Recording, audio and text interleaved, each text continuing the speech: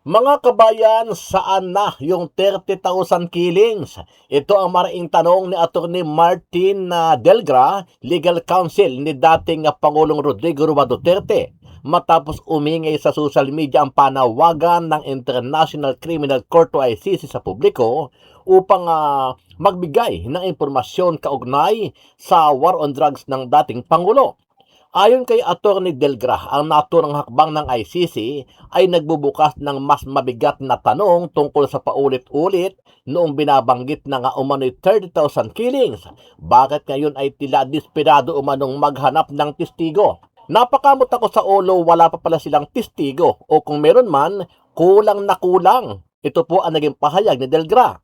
Diretsahan ding tinanong ni Delgra kung saan nagmula at paano napatunayan ang numerong 30,000 na matagal nang iniuugnay sa kampanya kontra droga, lalo na kung ang mismong ICC ay nananawagan pa rin sa impormasyon mula sa publiko.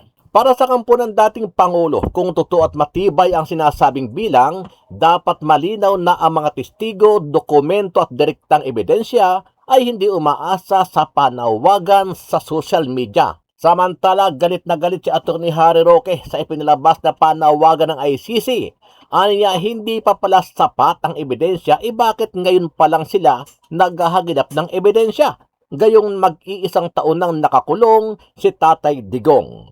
Para makonvict si Tatay Digong. Mga walang ya, mga baboy, mga hinayupaks. Nako, makakarma kayo dyan. Dahil sabi sa Biblia, thou shalt not bear false witness against your neighbor. And yet, ayan pong ginagawa nila ngayon. Mag-iimbento na naman ang ebidensya para palakasin ang ebidensya ng tuluyan ng makulong ang Tatay Digong. Bangungutin sana kayong lahat. Ano ang masasabi mo dito, kabayan? Sama-sama nating panoorin ang buong video at pakicomment nyo po ang inyong mga reaksyon at sariling opinyon.